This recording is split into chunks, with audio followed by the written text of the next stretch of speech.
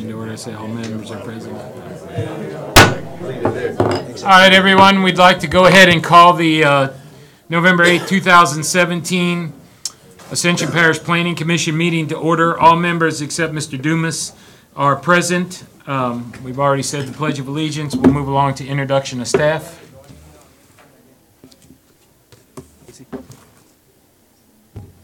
Introduction of staff. Thank you. Stacy Webb, Secretary for Planning and Development. Cody Martin, the attorney for the Planning Commission. Jerome Fournier, Director of Planning and Development. Eric Poche, Parish Planner. Lance Brock, Zoning Official. Sean Chereau, Engineering Review Agency. Move on to Chairman's comments. The Chair has no comments tonight. Moving on to number 7 on the agenda, minutes. I need a motion to accept the minutes of the October 11, 2017 Planning Commission meeting. Moved by Mr. Christie, second by Mr. Bishop. All in favor? Aye. Any in opposition? Hearing none, motion passes. Number 8 is the consent agenda, and there's nothing on the consent agenda tonight. So we'll move on to number 9, a public hearing to approve or deny the following family partitions. 9A is the Neil J. Morgan property, lots Y and Z, Willard J. Quitmont and Associates.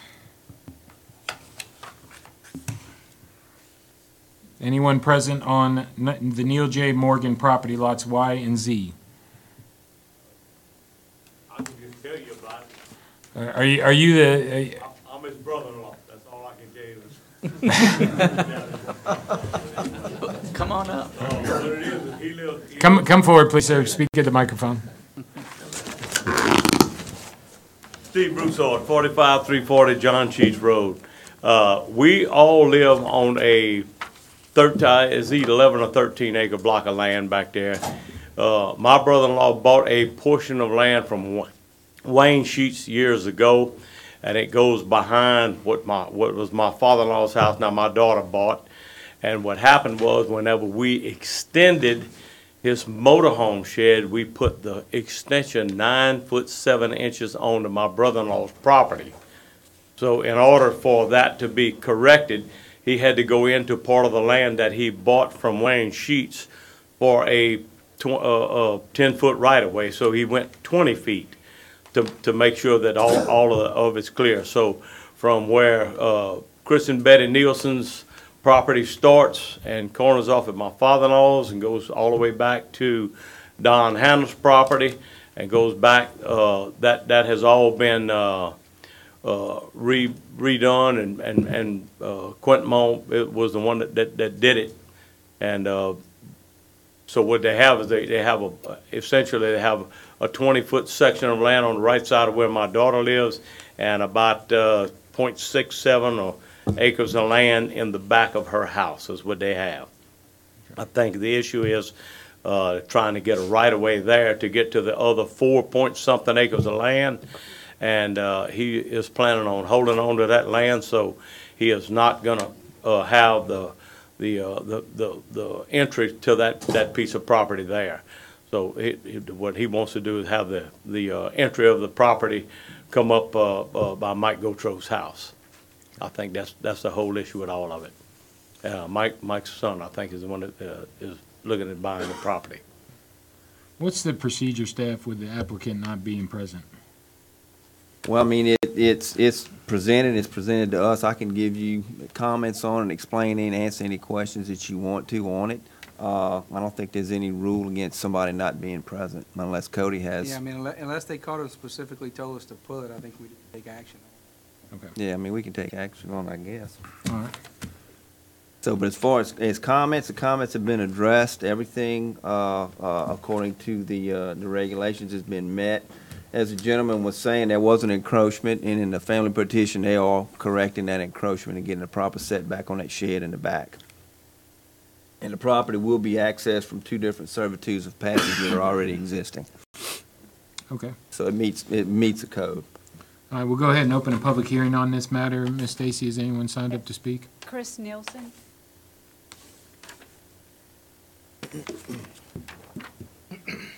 My name is Chris Nielsen. I'm 45413 John Sheets Road. One of the servitudes that they're discussing is a servitude through my property. It's been there for 23 years. I was told at the time it was good for one house and one house only. And the plat that was on the website that I looked at the other day shows access to both of these lots coming through my property and not through Morgan Drive, which is a wider paved servitude to that property now. That's my objection. All right, thank you, sir. That's it? All right, we'll go ahead and close. I'm sorry? Can I readdress? Yes, sir.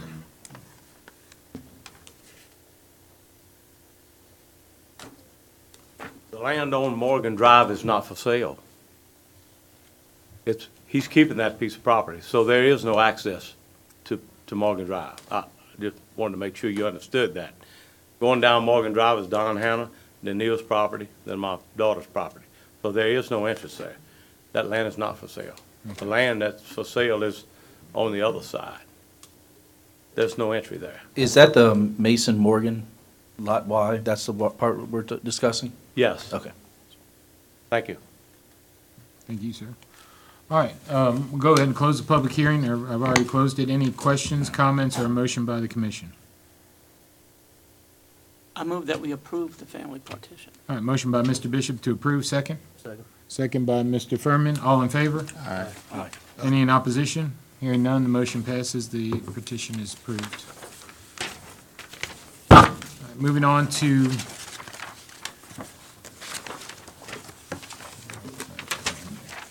9B, the estate of Willie Mae Young Stiegel, lots 3A, 3B, and 3C. Again, Willard J. Quitmont and Associates Surveyors.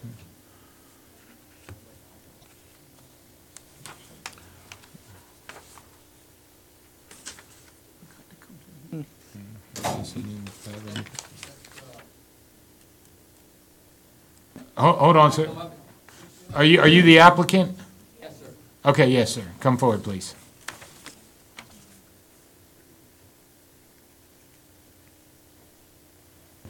My name's Ken Abear. Willie Mae Stiegel was my mother-in-law. She passed away about 5 years ago, and she left a will, and we're just getting around to splitting it up the way she wanted it split up. It's basically, she had it's almost a 7-acre tract, and she wanted it split up amongst the descendants evenly, and that's what we have just done. Staff? All comments have been addressed by the applicant. It follows the ordinance. We'll open a public hearing on this matter. Ms. Stacy, has anyone signed up to speak? We'll close the public hearing on this. Do I have a motion? Make a motion to approve. Mr. Schexnayder moved to approve, second by Mr. Chasson. All in favor? Aye. Any in opposition? Hearing none, motion passes. All right, and then item 9C, the Patricia Dunn property, lots F2A and F2B. Anybody here on that? I know this is Quitmont, WJ Quitmont Surveys, but I know they're not here, so anyone here, the applicant? Staff, you want to give us the on this? Basically, the applicant is subdividing a piece of property for her son. She's got the son's property, lot F2A, is going to have frontage on Denverhurst Road, and she's keeping the remaining parcel in the back. The comments have been addressed, and it follows according to code. All right, we'll go ahead and open a public hearing on this. Ms. Stacy, anyone signed up to speak? We'll close the public hearing. Do I have a motion? Motion approved. By Second. Mr. Chasson, second by Mr. Schexnayder. All in favor? Aye. Any in opposition? Hearing none, motion passes. All right, item number 10 is a public hearing to approve or deny the following preliminary plats: Oak Grove Townhouses, McGlynn Taylor Incorporated.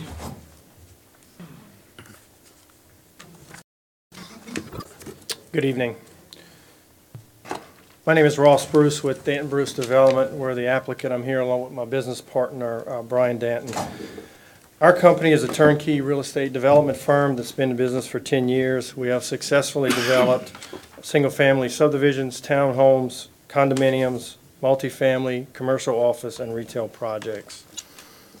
This project is located on the subject site of 12.2-acre tract that is part of a larger 17-acre tract that's owned by Mr. Robert Schexnayder. The entire tract is zoned MU2 and located in Flood Zone X. Tonight, we're here seeking approval of what we hope to be the first phase of the build-out of this tract, consisting of 92 townhomes. The remaining 5 acres would likely consist of a mix of retail and office space. Regarding density, subdivision regulations require 5,000 square foot of land per dwelling unit, which translates in this case into 106 units. I would like to point out that our plat contains 92 units. Additionally, per subdivision regulations, minimum lot width is 18 feet.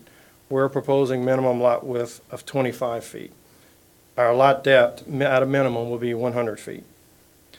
And finally, minimum lot area allowed is 1,440 square feet. We're proposing 2,500 square foot lot areas.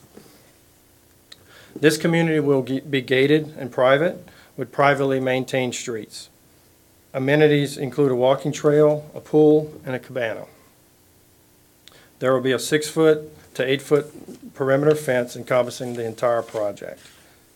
The project will have a total of 3.57 acres of common area that will be maintained by the HOA, and we will have 46 guest parking spots, which meets the requirement. We notified all adjacent property owners of a public meeting that we hosted on Monday, October 30th at the Oak Grove Community Center for residents and adjacent property owners. We feel like this was a productive meeting that was well attended with meaningful dialogue, and we answered many questions from our neighbors. Some of the topics discussed were traffic, drainage, architecture, setbacks, perimeter fencing, existing trees, and home site elevations. I'm here tonight to answer any questions that the commission may have. And additionally, I'd like to bring up Mr. Rudy Cinco with McLenn Taylor to discuss our drainage impact study. And we also have Mr. Brandon Perilou from Urban Systems to discuss our traffic study. Also, Mrs. Sexsnyder is here tonight as well. Good afternoon. As Ross mentioned, my name is Rudy Cinco. I'm with McLenn Taylor. We were charged with developing a preliminary plat and a drainage impact study.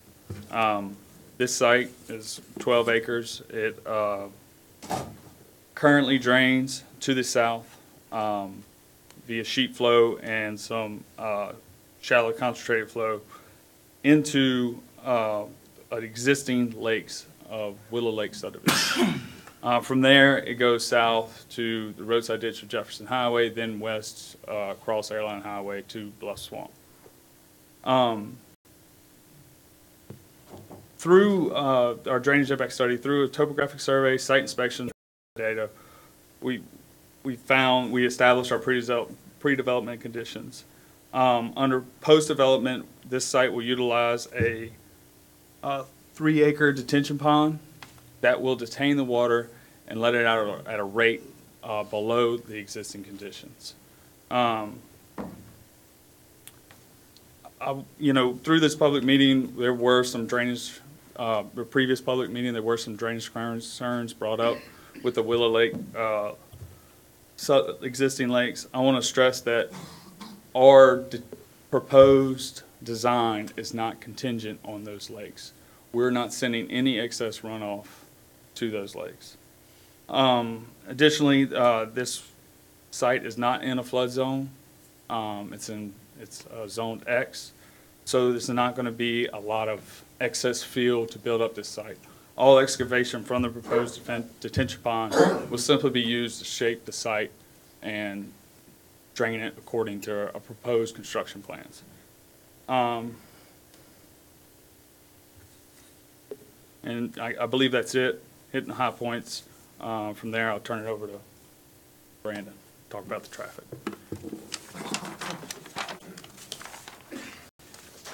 Good evening, I'm Brandon Perilou with Urban Systems. We were tasked with doing the traffic impact study for the proposed development. The study included analysis of the proposed driveways, 2 driveways, one located on LA 42, the other located on LA 73.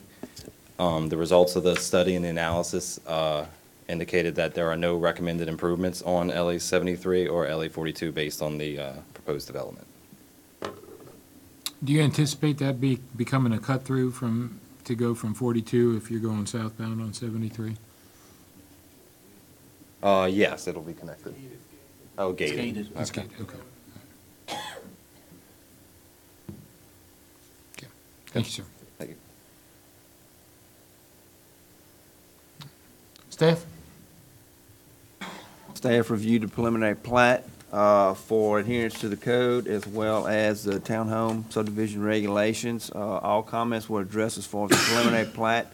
The property was laid out according to the townhouse regulations. The ERA reviewed the drainage and the traffic studies for conformance with the code, and they can speak to that.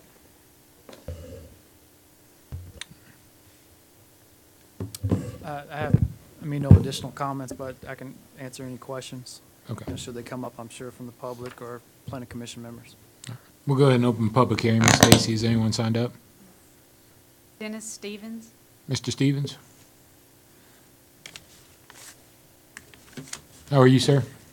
Dennis Stevens, 17130 Old Jefferson Highway. I know some of you folks. And I'm a photographer by hobby, and I've got these pictures labeled very detailed, and I want y'all to take a look at them for me. If I put them on the overhead, you're not going to be able to see them, but it's labeled very good. But what I'm saying is that I've lived in Willow Lake since November of 1997. It's like a personal testimony to me, because I've watched this lake since that time. And these pictures that you're looking at were taken in 2012, 2013, 2016, and 2017. The lake has threatened our house several times. Now, you've heard some people talk earlier today about walking out their house and looking at water. I'm talking about water within 2 inches of the threshold of my house. I'm talking about on my patio, less than 2 inches from going in the house. And that's what I'm afraid of. So I've been here that long time, so I walked over to Mr. Scheck-Snyder's property, and I can see water standing on it. Water stands on it all the time. Now what happens is that it's all grown up, it's got tall grass, it's got trees, water comes out of it pretty slow. Water comes through a bunch of other neighborhoods and runs into Willow Lake. And then what happens, the water backs up from Willow Lake into Mr. Scheck-Snyder's property. That's what's happening right now.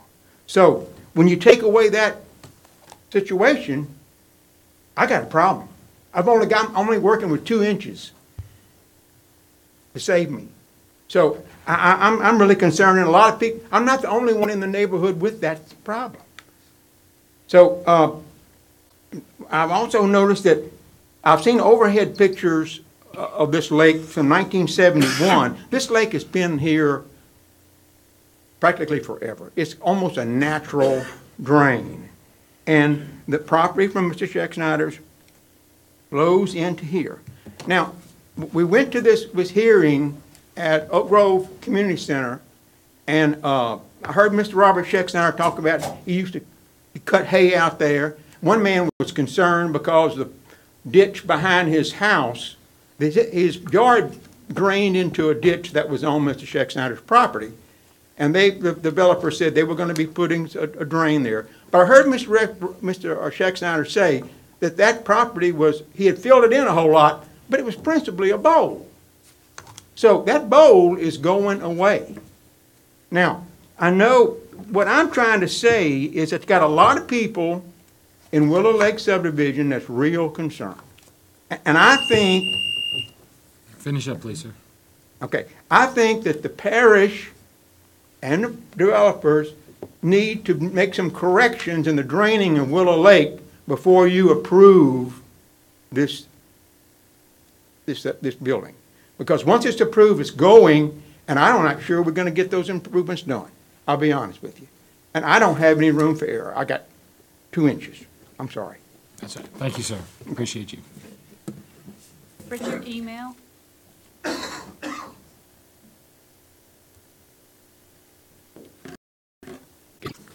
My name is Richard Email, 38122 Major Oak Alley in Prairieville. I'm also a resident of Willow Lake. Will, you could put the projector on? This will give you, this is the picture that he was talking about from 1971. All of the land around it was basically pasture land. The lake is the same size now as it was back then. I believe that the drainage study is incomplete and inaccurate. The drainage study only studied this portion up here, but did not study the remaining portion of the lake, which drains 40 acres to this side. That affects the hydraulics. It's shown as two lakes, Lake 1 and Lake 2, but they're connected by equalizer pipes, so they rise and fall together. The ultimate outfall is at Charleston Road, right here. Also in the drainage study, it says that there's a constant tailwater. That is not incorrect, I believe. There's a dynamic tailwater because of the rise in Willow Lake through the off-site water that's coming into it. One of the questions we have was, what will be the elevation rise in Willow Lake? That's not shown in the drainage study. Only the rise in their pond is shown. So we'd like to know what rise in a 10, 25, and 100-year storm will we have? With that, I'll get into some other things about the reality of the storm events that we've had. I've been there 6 years, and twice we've had a storm event in a day that flooded the lake, topped Ronald Road, and also topped Charleston Road, where water was literally flowing over the road like a weir. 6 inches of water moving very fast. That's a dangerous situation. The lake as it stands right now is roughly at elevation 19, and the houses are anywhere from 21 to 22. That's only 2 feet of freeboard. Mr. Dennis, he's at about elevation 21. That's why it was a few inches from going into his house. I'd like to show you some other pictures. This is looking from our neighborhood towards Ronald Road. This is Ronald Road here underwater. This is the neighbor that took that picture. He's 2 houses away from Ronald Road. It's pretty close to his house. This is Mr. Dennis's house right here. The water on his patio, lapping at his doorstep. And I'll finish in just a second if you allow me. And this is from my house, looking across. You can see across. I'm lucky, I've got about a foot to go. These people have inches to go. So I would respectfully request that you either deny or at least defer this project for the considerations of the drainage. Thank you. Scott Gotro.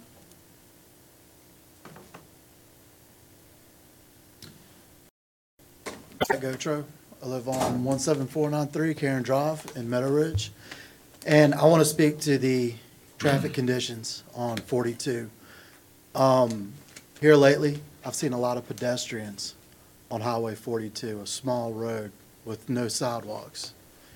And they've crossed in the road. Especially at the intersection, I come home, I turn right onto 42. And that's a very dangerous situation. There's no shoulder, no sidewalks in place. Also, I mean, it's common knowledge. A lot of congestion on 73. A lot of congestion around Oak Grove Primary, especially picking up kids in the afternoon. A lot of congestion in front of Alphabet Soup. A lot of car accidents happening in front of Alphabet Soup. Parents picking up their kids, getting into car accidents. I'm not satisfied with the traffic study on this project. And I come from an industry that pushes our parish. I work in safety, and I'm very concerned about traffic on 42 becoming worse from this proposed townhome neighborhood. Thank you, guys. Thank you, sir. Nicole Decker.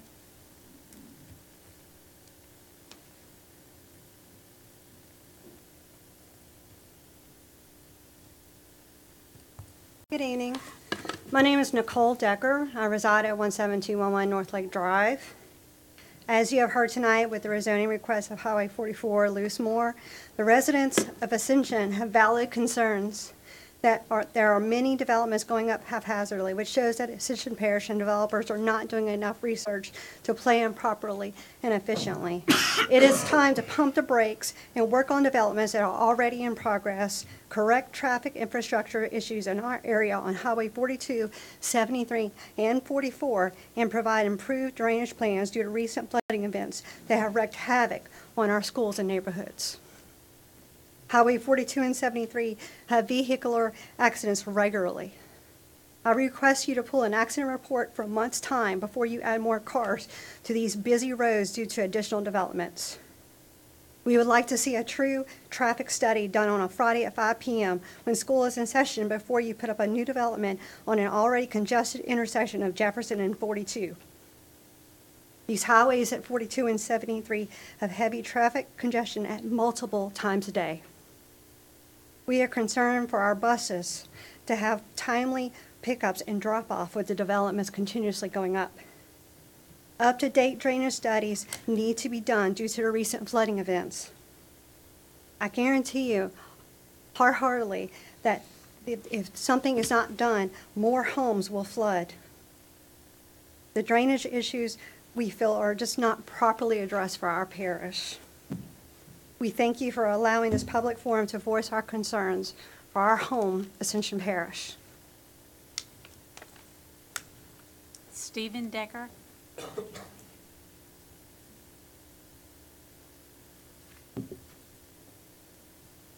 Hi, my name's Stephen Decker. I reside at 17211 North Lake Drive, and my concerns are, I've been at that location for 11 years now, and one of the reasons I bought in that location was it was some of the highest ground in the parish. And since 2006 that I've lived there, I've watched the water continually rise. The highest I've seen it is 2013. Walked out my front door, and the stoop brick had water touching it. Now, this gentleman lives towards the end of the street. I'm actually the sixth house from 42, so I'm very close to the highest ground in the subdivision. And I was 4 inches from getting water in my home. So if the property behind me goes up 6 inches, the watershed increases due to it being more pavement, whatever, fills up this retention pond that's supposed to save the property, which we know when the water goes up, it goes up quick. And once that retention pond is full, it's going to expedite how much water flows and then backs up towards my property. So I have the same issue on one side of my house as the front. I've seen water within 4 inches of coming in my house. I think I'm in the highest elevation practically in the subdivision. So I'm not alone with these folks at being concerned that my house is threatened. And as far as the traffic goes, I don't see how a development, say a commercial development on that front corner, people could even get in and out of it. The traffic's so bad at most times of the day, it would just be a risk to come in and out of the front of that corner trying to access Highway 73 or whatever to get in and out. I also think that the development is not in line with the subdivisions in the area within about a quarter mile of where we live. They're all single-family homes, separate yards. They're not connected buildings. They all have a yard, a front yard, a backyard, front carport, what you have you, but they're separate dwellings, and they're not in such tight proximity to each other. I feel a subdivision with a less dense housing count would definitely be much better than something that would take up so much space, have so much concrete and no yard, no drainage. You know, that it would be better if it was a less dense development for sure. Anyway, thank you. Thank you, sir. Megan Montgomery.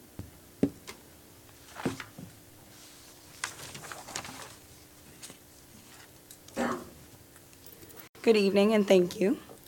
My role in this discussion is to highlight the obvious traffic and infrastructure issues that will arise with the introduction of this development at the intersection of Highway 42 and Old Jefferson. For all surrounding neighborhoods, I think it's fair to say this intersection is a nightmare, and it can often take several light cycles to get where you're trying to go, especially during peak traffic hours. This intersection already seems to be over capacity during those times. We have some photographs of, where that shows up, photographs from Jefferson Highway in the mornings and in the mornings on 2 separate dates that shows, ooh, Turn it on the other. this way, there we go. All right. The developer wants to add 92 units, which could potentially be 184 new vehicles traveling through that intersection daily. Additionally, which they haven't mentioned, but they presented to us in our preliminary meeting with them, is that their phase 2 includes retail and office space on the corner of 42 and Old Jefferson. It does not take an engineer to understand that this is going to be a problem. The developers and civil engineers preliminarily met with us, with those of us that live on adjacent property. In this meeting, the developers and civil engineers failed to address the impact of traffic at this intersection because their traffic engineer was unable to attend. We were, however, provided a traffic impact study, which the developer described, quote, "To be honest with you, it's hard to understand," end quote. This clearly does not instill confidence in the developer's ability to ensure that these townhomes will not adversely affect the surrounding neighborhoods. Additionally, in this meeting, the developers presented plans for an office and retail development, which I mentioned earlier, at the corner of 42 and Jefferson. The traffic study only covered the residential portion. I believe the entire development, both residential and commercial/office space, should be considered in the traffic study and should have been presented to you as a whole and not in pieces. This is clearly a way to avoid the potential and honestly for me, the apparent negative impacts when both are considered. After this preliminary meeting, members of our community also contacted the Department of Transportation and sent them the preliminary plans. Mr. Chris Ewing with DOTD confirmed that this was not approved by the Department of Transportation and that the development of this size may trip the requirement for turning lanes. The developers themselves mentioned in the preliminary meeting that the state is broke and would not be able to put in turning lanes. Mr. Ewing with DOTD also added that they had inadequate turnarounds for vehicles that could not get into the gated development. This property is zoned as mixed. Please hurry and finish. That's okay. I was just gonna say, the property is zoned as mixed use, and part of that zoning is that it should not be negatively impacting the neighborhoods around it. And I think I've shared that it would. We also have a petition here with 98 signatures on it that represent the surrounding neighborhoods down 73 and 42, which I would like to share with you. Oh, and one last thing, I think the engineer misspoke because the detention pond is 1 acre, not 3 acres. Thank you, ma'am. You can bring. Sure, thank you.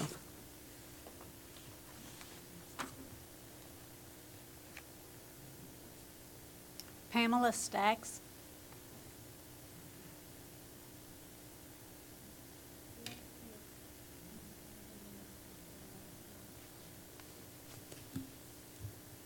Pamela Caluette, 39124 Camp Drive.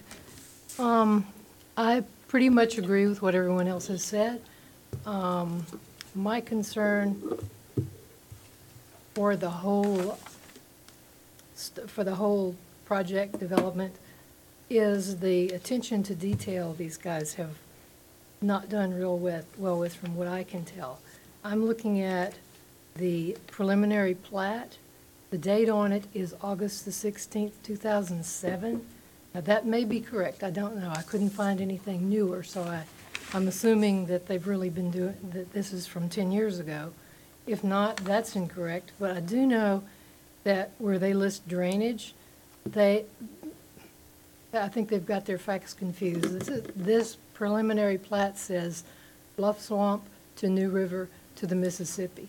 Now, it's been a long time since New River drained to the Mississippi River. So, I mean, those are just small details, but if they can get something that basic incorrect, it concerns me what the rest of the planning is like. Thank you. Thank you, ma'am. Mr. Chairman, I didn't catch the speaker's name. What was it again? Pamela Caluette. Okay, thank you.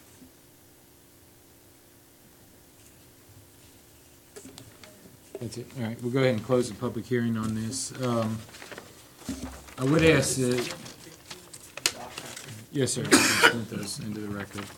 I would ask for the staff to give us a rundown on the drainage issues and the drainage concerns that were voiced by many of the residents here, particularly as it pertains to Willow Lake.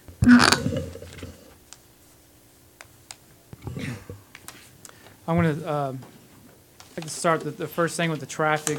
Just remind everyone that based on the current traffic impact policy and the number of trips, as stated in the letter, that this project required a study threshold 1, which is just to look at the projects, supposed to study at their entrances. They're not supposed to, or they're not required to look at off-site intersections. A common statement that we hear people say that when they say no improvements are required, they're not saying that no improvements are recommended required in the entire area or the roads. The full statement is no requirements are required to offset this particular project's impact to the road, to existing condition. Just want to clear that up. A lot of times we hear, like, how can you say nothing's ever recommended or required in a place that has a busy intersection? Full statement is nothing's required or recommended to offset this development relative to existing condition. And we're talking, just to be clear, we're talking about parish ordinance. This is parish ordinance. So even if we approve this, DOTD still as the custodian of those roads, if they require a turn lane or whatever it is, that overrides and supersedes whatever we do here. That is correct. And DOTD's current policy is they don't require a traffic study unless you generate more than 100 trips.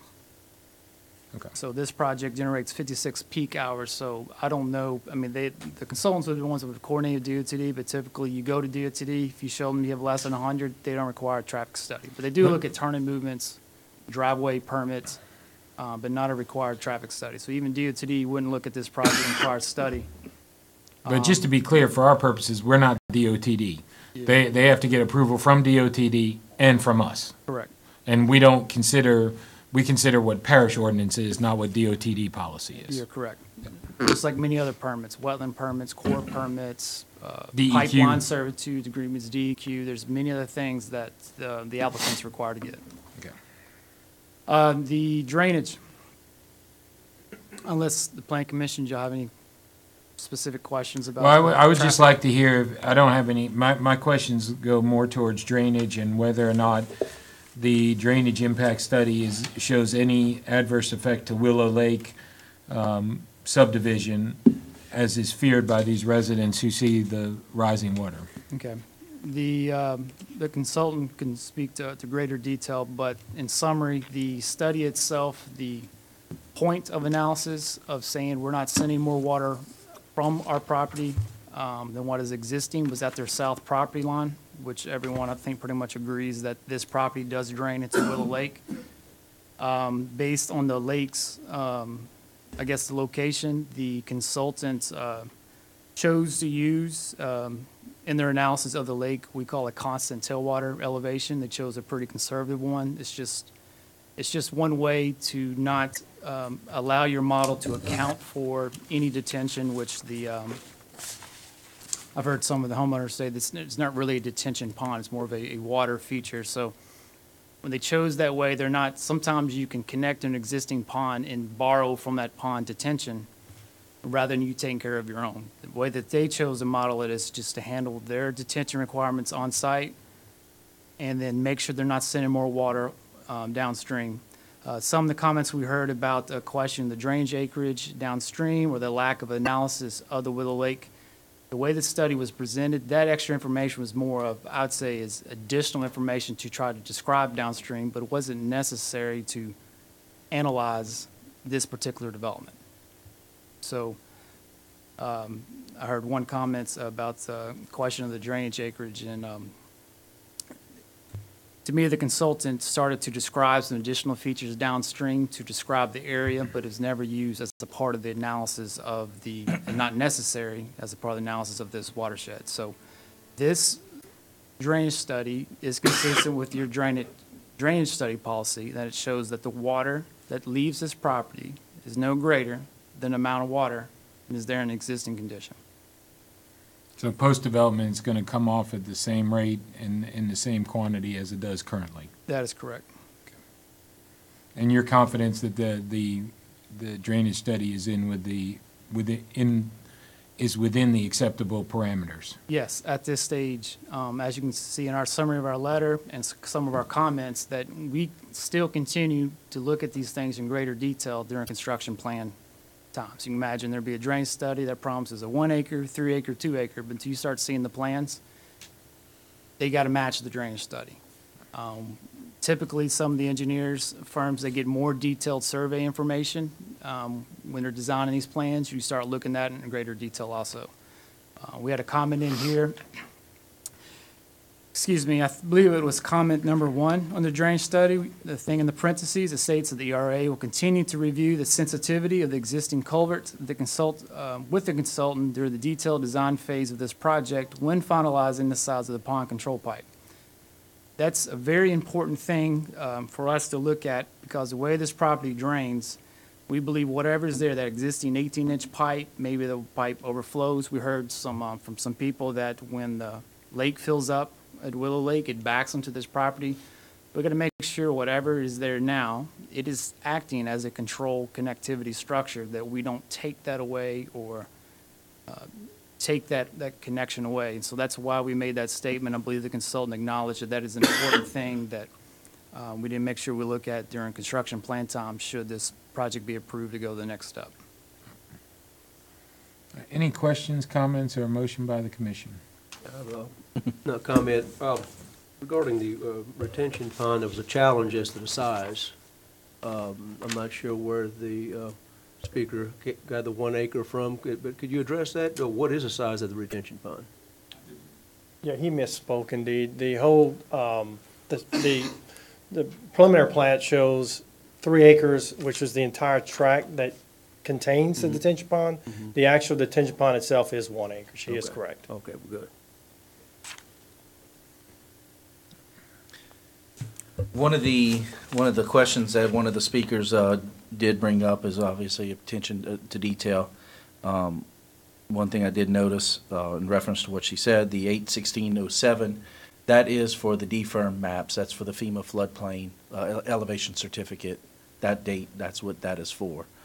I don't think that that's for this preliminary plat per se, but that's what that's for. I do have some concerns though, and to me they're pretty big. The T turnarounds, you have 3 T turnarounds.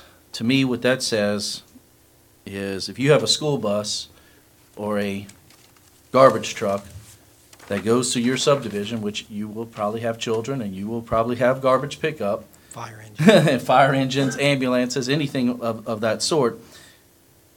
A typical, travel distance will be turning down one part, going to a T-turn, coming back, going down another one, going to a T-turn, and so on and so forth. To me, what would have made sense is to have on that, I suppose, Westward Avenue, one continuous road. To me, that would be a lot safer, a lot more fluid, and would make a little bit more sense. I understand that you have a walking path or anything like that and beautification, but that is a very serious concern of mine and something that I would definitely like to see perhaps changed. Another thing I have is the density. We're talking about a small area of land in an area that has a tremendous amount of people, and we're just going to be adding a lot to it. I'm very uncertain about the amount of density that we're adding to that area. Are you finished? Okay, I mean, I've got the same concerns about the T turnarounds and the safety issue. My question, and maybe this is for staff, I guess it was indicated that the next part of this, and even the developer indicated that this is the first part of it, what's proposed to be a larger development and possibly have some commercial retail on the corner. If this had been submitted as one development rather than trying to parse it into smaller pieces, would the type of traffic impact study be different? In other words, would they be required to go out beyond the threshold one? Would there be more trips that would have triggered the DOT to come in and look at possible turning lanes? Is this potentially a way to submit this in order to try to backdoor around the potential real traffic impact that this development is actually going to cause when it's fully built out? The zoning and the uses that the applicant has proposed for the site, the density, all of that is already allowed under the zoning. If this townhouse development is approved, the only reason they're here is because they have to have a preliminary plat approval for that townhouse development. Once they go for their commercial portions, the zoning that they have allows them to do that, and all they have to do is go through the commercial permit process. So they wouldn't have to do anything? No, they don't have to. They don't have to come back before this board. They don't have to do anything for that. No traffic impact studies on the commercial? No, unless DOTD requires it. Unless their trips generate the threshold, go across the threshold.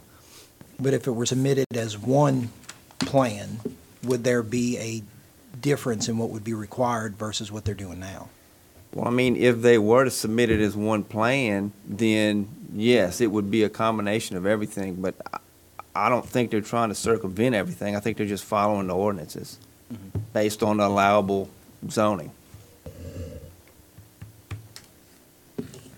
And when were the actual traffic counts themselves taken? The dates aren't included in the information provided to us. They were taken in August 2017 with school in session. What actual dates? Do you have the dates? Yeah, I do.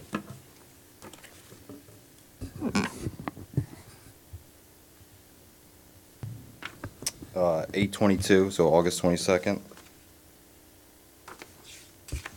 On an early release day? I don't think so. I think that was when they were fully in session. You said August 2? 22nd.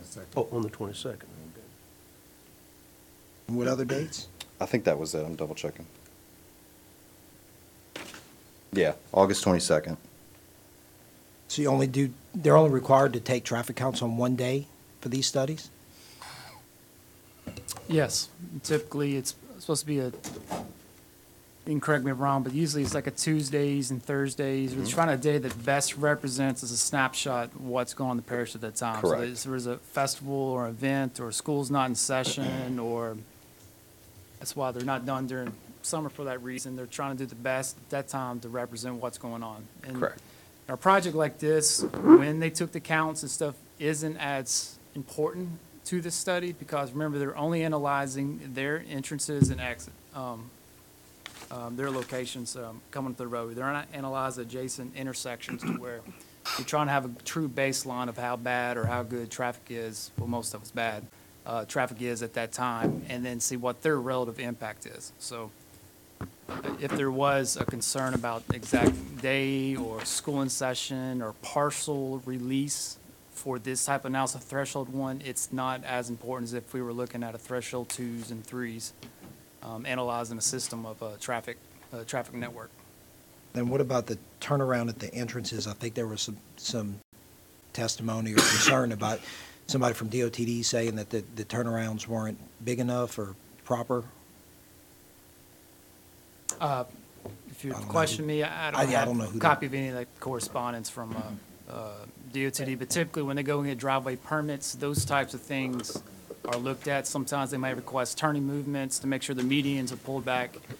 For their particular project, they got to make sure that current condition things work, and also when the road gets fully widened or whatever the full improvements are, their entrance and islands also work for that future condition also at Highway 42.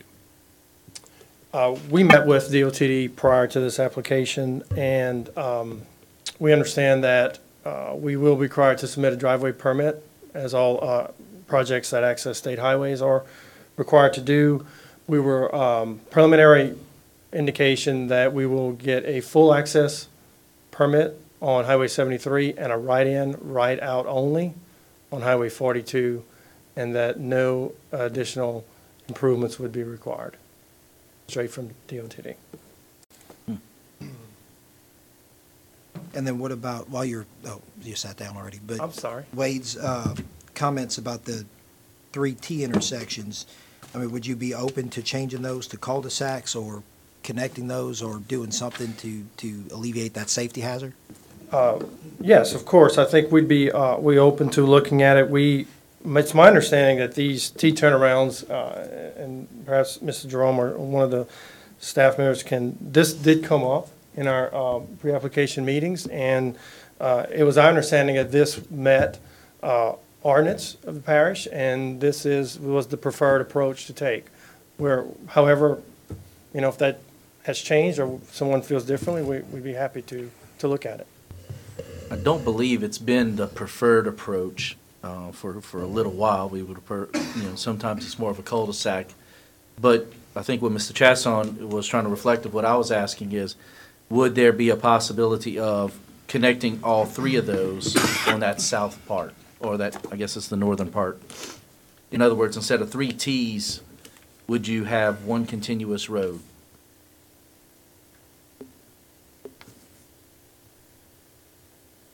There are a lot of factors that go into that impacting. Drainage, common area, taking up green space, walking trail. I think we're agreeable to absolutely relook at that if the commission believes it's that important.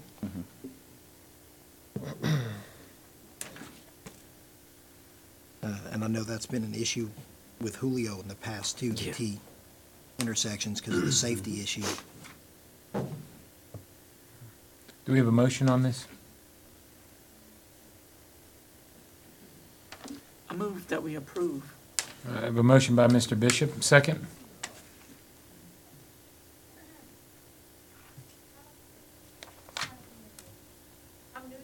Nope. Step forward, ma'am. Step forward. My name is Jenna Miller. I'm new to the area. I lived here since maybe August.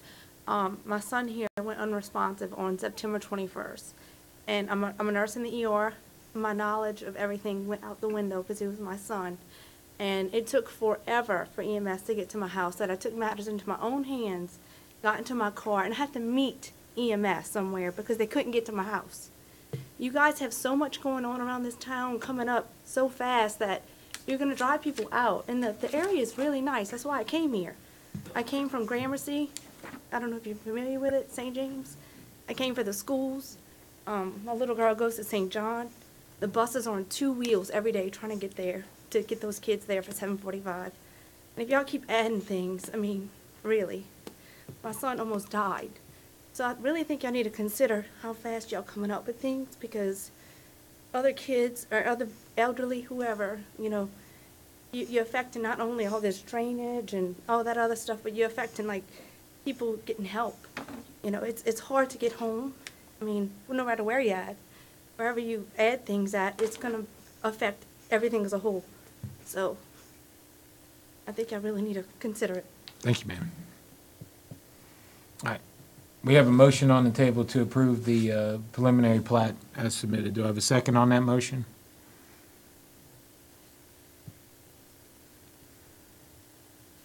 Hearing no second. Cody, what happens to the motion then? Motion fails. Motion fails. Entertain another motion. I'll make a motion to deny. I have a motion to deny by Mr. Chasson, I'll second it. second by Mr. Furman.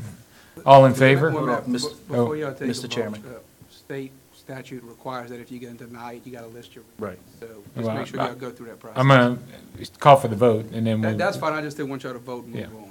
Okay, no, Just we're not, follow- I don't think we're going to vote and move on, but, all right, we'll have a vote. All in favor of denial of this preliminary plat? Aye. Any in opposition? Me. All right, we'll go roll call vote. Mr. Furman, please, if you're voting to deny, please state your reason. Yeah, I deny. I think this is overall a fairly decent project, but I don't think it's quite ready. I think it has some changes that need to be made to it on the design of the streets. I think there's some drainage issues downstream of this that it's not your responsibility. I think it needs to be looked at by the parish before a project like this can go there. And I just too many concerns from drainage and on the layout you have right here. That's the reason for my denial. Mr. Christie? I deny, basically, the same reasons that, we have here. I just don't think it's ready, you know, there's some improvements need to be made in the area, drainage and roads and all, you know, and, welfare and safety of the people. I deny it. The chair would vote to approve it. The reason being is that we are not the legislature. And I hear and sympathize with all these problems that everybody has voiced, but the codes are set by the parish council.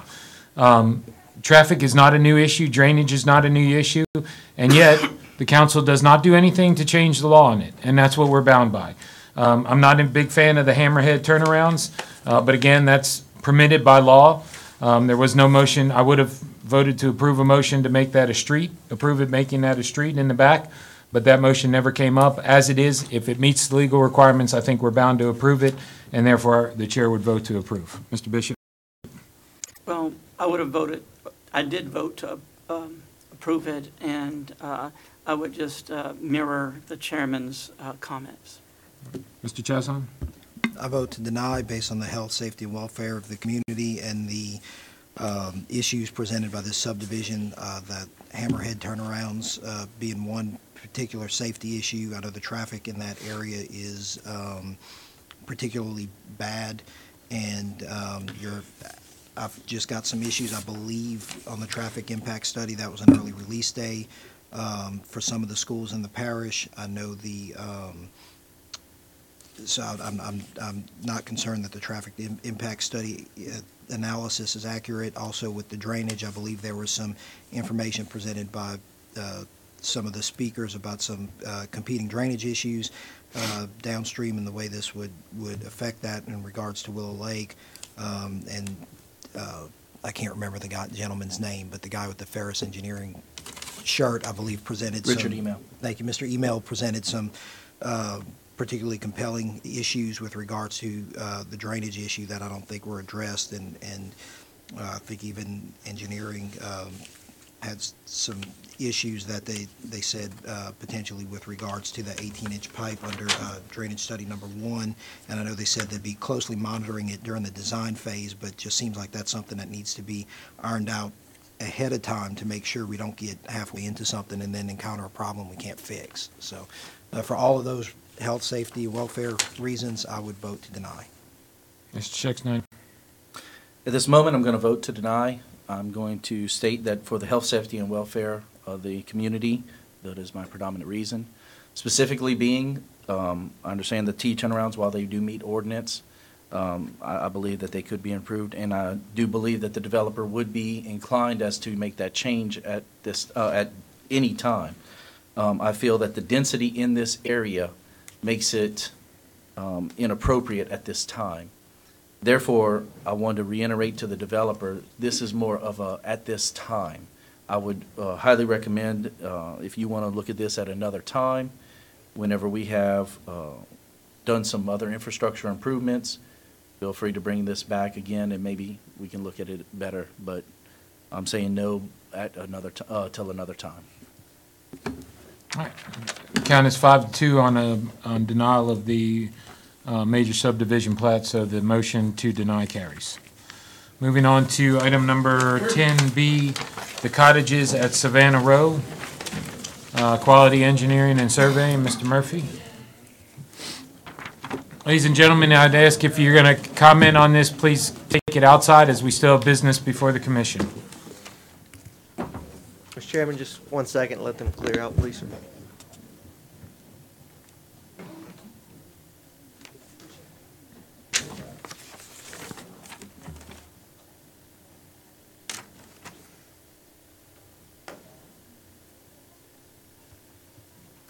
My name is Derek Murphy of Quality Engineering and Surveying, representing the developer for cottages of Savannah Row.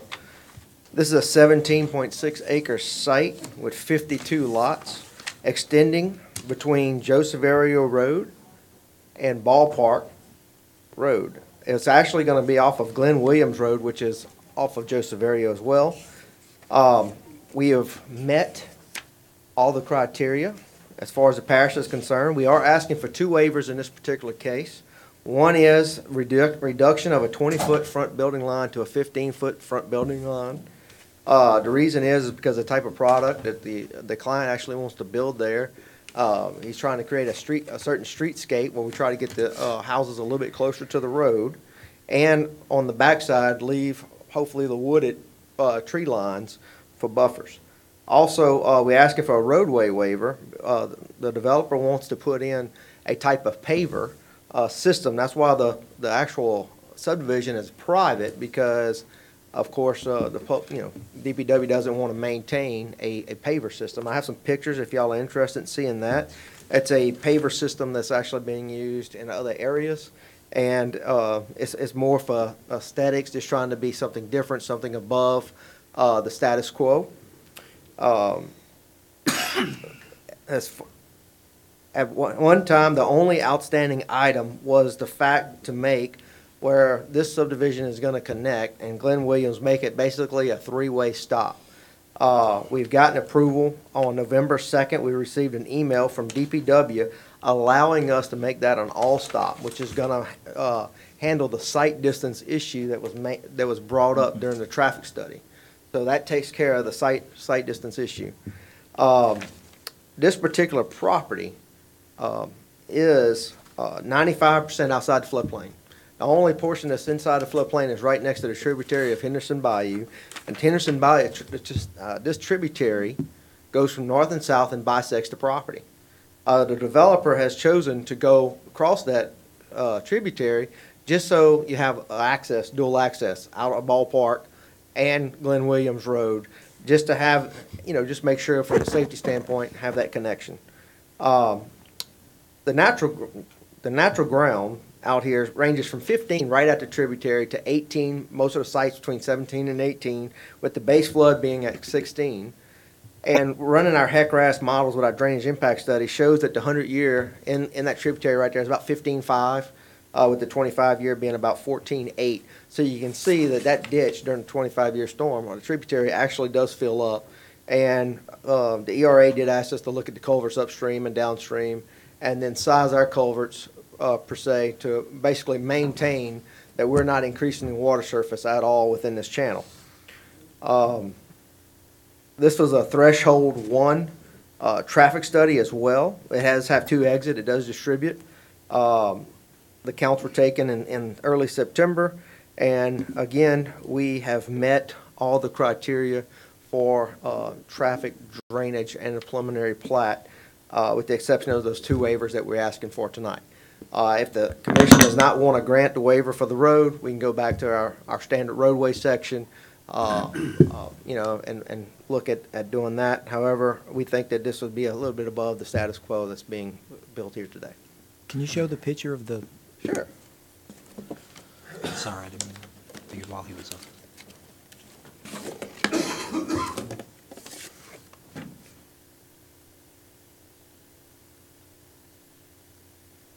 No, I meant the line, though. What's that? Yeah, that's. Yeah, I'm trying to focus this thing. So you can see here, roadway, you got a curb, and instead of asphalt, you got pavers. This is on top of some limestone and lime, just a different type of section. Again, it's going to be privately maintained. DPW will not have to deal with these streets. But again, it's just a little bit different from the status quo, different type of homes and that kind of stuff. So, but that's what we're looking at doing here. All right, before we move on, as the chairman, I recognize that I personally believe that I have a conflict of interest on this, and therefore will not be voting or commenting, but will administer the proceedings for the purposes of getting this done as the chair. So that being said, I'm going to move on to staff comments on this. All right, staff, all the comments have been addressed, as Mr. Murphy said on the preliminary plat. They are asking for the waivers for both street section and front building setbacks, since this will be a privately maintained roadway and not anticipated to be a major throughway in the future. The staff doesn't really have any problems with the commission if they should desire to grant the waivers for both of them. the ERA can speak to any drainage and traffic concerns. I don't have any additional comments.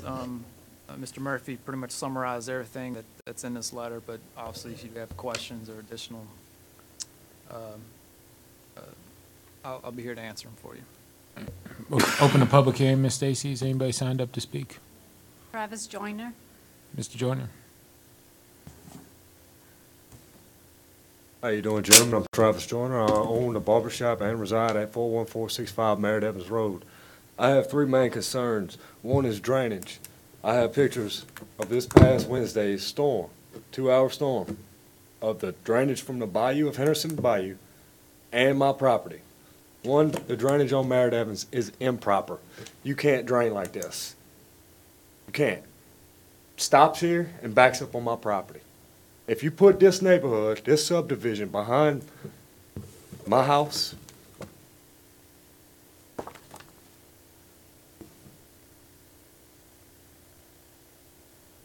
right there in them patchy woods, that is my brother's trailer right there. You can see the water right there. See the pool? Back there, you go walk back there right now. I promise you, you sink to your shins. Your drainage, your roads, and nobody's really brought up but the school. The schools are overcrowded. Your schools aren't rebuilt yet. You have maybe 2 schools fully functioning within an average of a household. You bringing in 4 people per household, average. Now, where are you gonna put them kids? Where are you gonna put the traffic on Ballpark Road and then on Glenn Williams? You can't have traffic going both ways on either one of them roads without 2 tires being on the side of the road, Ballpark and or Glenn Williams. And I speak for a lot of people on Glenn Williams, Merritt Evans, and Ballpark, being as I have clients there. They're working tonight. I can't sit here and, convince y'all on their behalf, but I can on mine. 2 hours of rain, of sprinkle, in my yard. That's my yard between my barbershop and my fence in my backyard. This is the field that has 2 horses that floods. Okay, you build this neighborhood behind this field and my brother's trailer, you're gonna absolutely flood us. There's another picture. There's another picture. That's 6 inches of water between my barbershop and my house.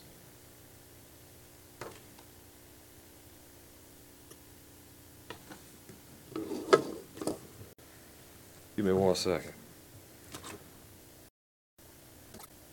This picture right here, okay? We had Mr. Dempsey Pendarvis dig us 2 drainages on our side of the property. As you can tell, right there is the edge of the ditch. Can you see how high that water is? And where it backs up onto my property? If you build this subdivision, you're gonna push more water onto my property. Thank you, sir.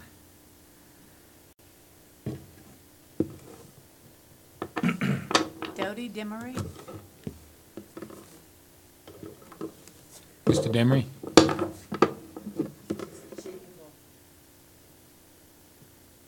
I live in 414 Glen Williams Road, and I don't know, Glen Williams Road is a family road with very little houses, and the road is like little bitty bitty. Ballpark backs up to it. It's also very little bitty, so they could come in from the front, and that would be better, because if they bought it, they bought the land in the front. But I think it's a horrible idea, because of the drain. We're the only one that didn't flood, but everywhere around us was flooding, 2016. So it would be like horrible if they were able to do this. Thank you. Thank you, ma'am. Wanda Carville.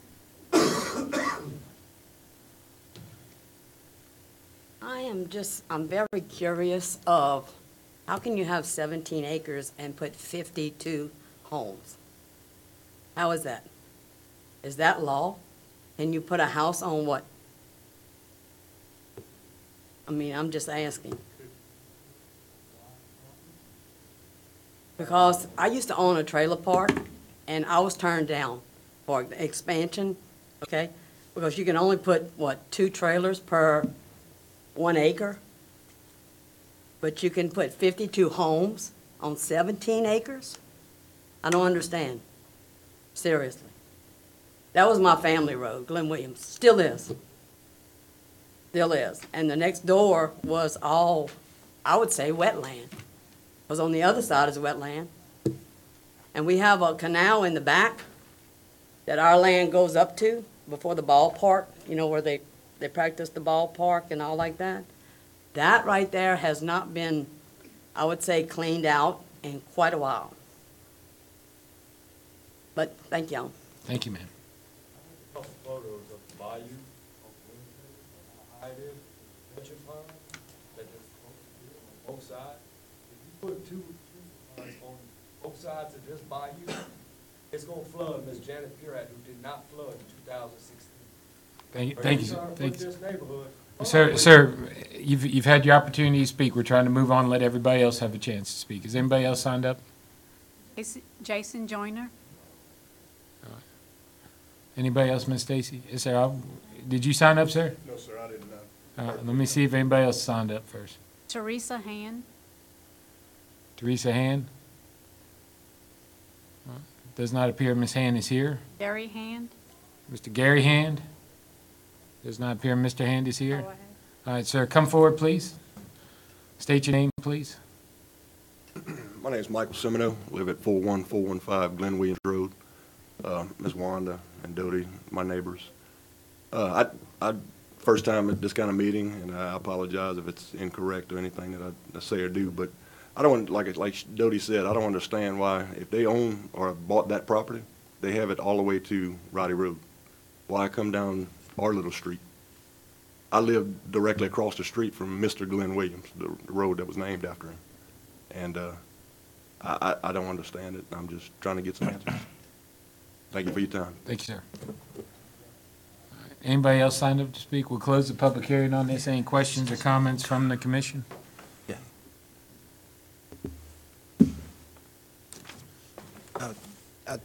You can go, that's fine. Okay.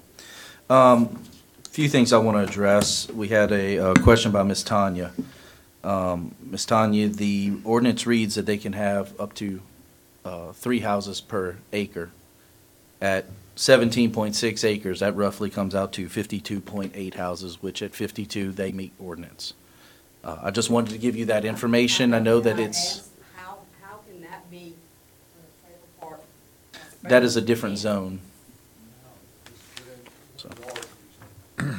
But I just wanted to at least let you know that I did some math on that.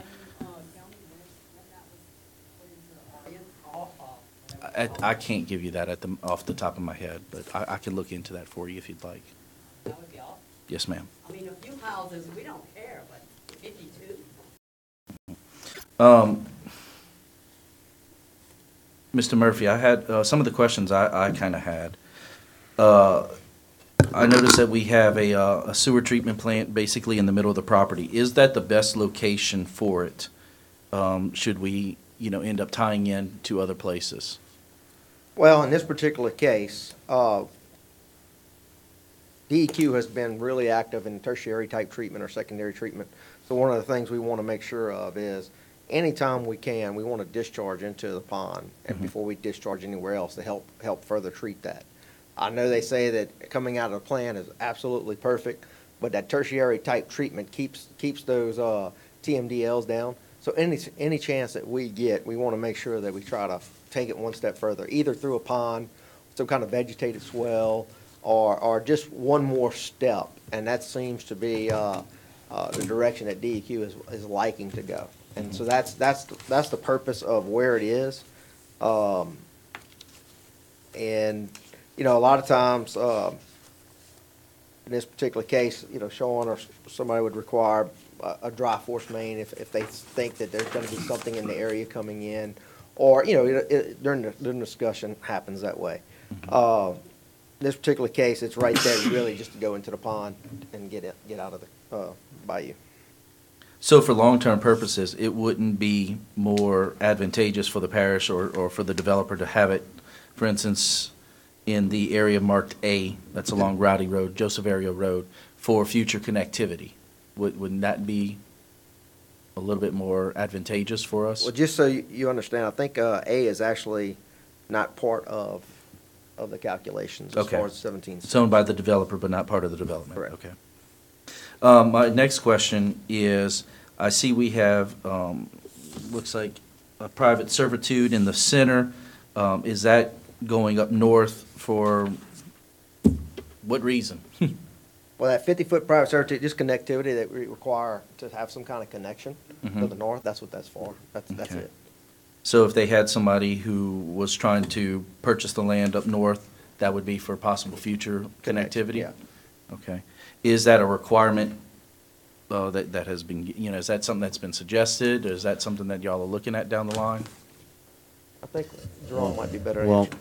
more recently, we have been looking at interconnectivity between subdivisions, Mhm. and we're trying to plan ahead for any development that might occur on neighboring properties. And while we're not sure, nothing's come before us as yet for the property to the north. We're just kind of planning for that possibility. And the developer doesn't have any interest in any of those properties. He's just, that was discuss connectivity and those kind of items. Since this is a private subdivision and private roads, then if they did have something connecting to the north, how would that be handled? I mean, it would essentially be gated off from what it would look like. Well, we're not doing gates in this type of, in this subdivision. It's for maintenance purposes only. As far as the private is concerned, I guess we'd have to cross that bridge kind of when we got to it. But in this case, that does add a little bit different feel for it. Because it is private, do we need to have the connection? If it, I don't really think it matters at this point. Okay. From our standpoint. if it ended up not being a requirement, does the developer wish to reclaim that land? Is that something that they would try to reclaim? Yeah. Okay. The Glenn Williams Road, one of the personnel who spoke, they did have some concern as to why we're going in on that road. Can you provide a little bit better answer to that? Well, when you start looking at access management as far as DOTD is concerned, Joseph Area Road in this particular case is DOTD in this area. They're going to want that. They don't want us to go on Joseph Area again, have two accesses that close. So our chance, the three-way stop, when talking to the traffic engineer, this connection at Glenn Williams was the best option as far as he figured for DOTD and so forth. Some of the concerns that the residents said was that the existing roads were not up to speed, I guess, in the sense they're not wide enough or anything. Are there any improvements that the developer would be doing to that specific entryway, both on Ballpark or in Glenn Williams? Now, at this time, the speed limit on those two roads are actually 15 miles an hour. They're very small. They service a small area, and I think they match up to the 18-foot wide requirements that we need to have. Can we verify that those are 18-foot wide? Do we have that information, perhaps? According to the acceptance documents that we follow as far as the roads that the council accepted, it's listed as 18 feet.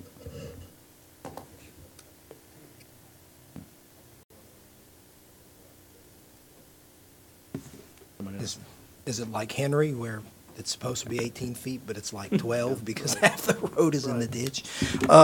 Actually, I did have a couple of questions. I just want to make sure on the private road issue. So you're not going to put gates on either Glenn Williams Road or Ballpark Road, is that correct? That's correct. All right. Because they're keeping this as a private road, is that something they have the option to do in the future, or no? If it's not in the plan, they can't do it? And the reason I'm asking is because if one of the things he cited was the connectivity going out both ways, if you gate it off on either side, you lose that. Mm-hmm. Yeah. Well, remember that the private road is not for gate purposes, but because of the texture of of the road surface that they're placing in, and we don't want to accept that into the parish road system because of the maintenance aspects of it. So there's no plan before us tonight that would say that the road would be gated off. Well, and I guess that's my question is, if it's, because it is staying as a private road, does that give him the option to come in and put gates on it in the future without having to come back before the parish? They could possibly put gates on there. Yeah, I mean, and the there's connectivity nothing of- that would prevent them from doing that. Yeah. Is there any way to write, if this is approved, to write something into the plan that would prohibit that? Is that something you'd be against? I mean, if you don't have any plan to gate it off anyway. I don't think that'd be an issue, that if we do have to gate it, we'd have to come back. Yeah, that could possibly be a condition that you as a commissioner could place on the property, yeah. And then as far as the outlet going north, is there any issue with a spike strip or anything like that, like we've encountered in the past with that type issue? Well, in this particular case, we're putting our servitude of passage right up against the property line, so. Right, yeah, there is no spike strip on this particular property, right, yeah. And I know you're requesting a variance to go from the 20-foot frontage to the 15. Is there going to be sidewalks in this subdivision, or no? Yes. There is, okay. Yeah, we have to per. Yeah, based on our new That's- regulations. That's what I thought. Right. I just didn't know if with the There will- variance. there So will you'd be still be, sidewalk. you'd basically be, instead of being 20 feet from the sidewalk at the front of the house, you'd be 15 feet. So you still have that green space right there. Again, we're trying to just get the house a little closer to the road. It's the streetscape he's looking for with the pavers. And also because we want to try to leave some of that natural vegetation against the people in Glen Williams, as much as we can. I think the questions I have. Any more other questions, comments, motion? Yeah, I don't care for the entry onto Glen Williams either, but what is the DOT requirements for exiting a development like this as far as distance from an existing roadway? A lot of times it's around. Does it depend on? Yeah, it type of depends on roadway? the traffic and everything, but usually about 200 feet, they really start fronting it on, and especially since we do have the connection on the Glen Williams roads, and we do have that frontage. Because it's like when we were doing commercial sites and so forth, anytime you have connectivity with your neighbors, they want you to stay off the DOT highway as possible. It's their access management policy, and so that's the whole reason for coming right here. And we do have that frontage, so. So if we use A for entry, what distance do we have there? I don't see a distance. Well, also, I just need to make sure you understand, Lot A is not part of the subdivision itself. Oh, I see it's owned by the developers, so. But it's not part of the actual development. Right, at this time, yeah. It could be added, I guess. Yeah.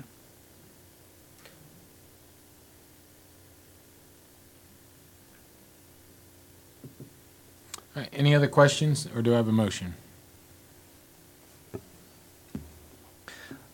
I'm going to make a motion to approve, with that motion contingent upon the variances that have been requested. We will, if we are allowed, Cody, are we allowed to accept those variances as requested? Yeah. Okay. When you say contingent upon a variance, you mean with approval? With the approval of those variances. All right, a motion to approve by Mr. Schexnayder. Second. Second by Mr. Bishop, all in favor? Aye. Any in opposition? Hearing none, motion passes, pledge approved. Thank you. Staff report? Staff has 3 items on the staff report. The first item basically is in conjunction with the item that was approved during the zoning commission meeting, and that was based on the elimination of the contract agreements. Right now in the ordinance, we have fees that are associated with the contract agreements, and we are recommending that the Planning Commission recommend to the council to eliminate the fees that are associated with contract agreements when we eliminate that portion of the thing. It's just kind of a cleanup item for That'll you. be in the public hearing. Yeah, okay, Yeah. we can take care of that then as well, all right? But this is a Planning Commission item as opposed to a zoning commission item. Well, I think we first got to pass the recommendation to approve the The removal of the fees? removal of the ordinance or I guess we can do it next month, pass the recommendation to approve the removal of the fees and then alternate the ordinance. Right. Or in light of the fact that. Right. And we can do that next meeting. Okay. That'd be fine. The second item on the agenda, and I told the. Before y'all move on, we need to get a motion to set it for public hearing next month. All right. Do I have a motion? Okay. I make a motion. By Mr. Schexnayder, second by Mr. Chasson, all in favor? Aye. Any opposition here, none, motion passes. Thank you, legal counsel. The second item on the agenda is that we promised to report back to the commission on the new traffic study policy. And we have contacted a engineering firm, HNTB, who is also doing our master transportation plan for the parish. We asked them if they would look at our traffic policy. They're preparing a scope of work. We hope to have that from them next week. And they're asking, or they've been telling us that they will hopefully get back with a draft look at our policy on how to prepare traffic studies for these development plans as a big item of discussion tonight, and make modification to our policy, hopefully by the beginning of next year, and hopefully around the January meeting, all right? So at that point in time, we hope to come back with you, and I'll give you an update at the December meeting as to how that's taking place. Third item I'd like to discuss is that we received proposals on our master land use plan. We're going to be meeting next Wednesday as a selection committee, and we'll be choosing the consultant to prepare a master land use plan. And we'll report back to the commission in the December meeting as to who was selected for that study, right? And that's all the staff report we have.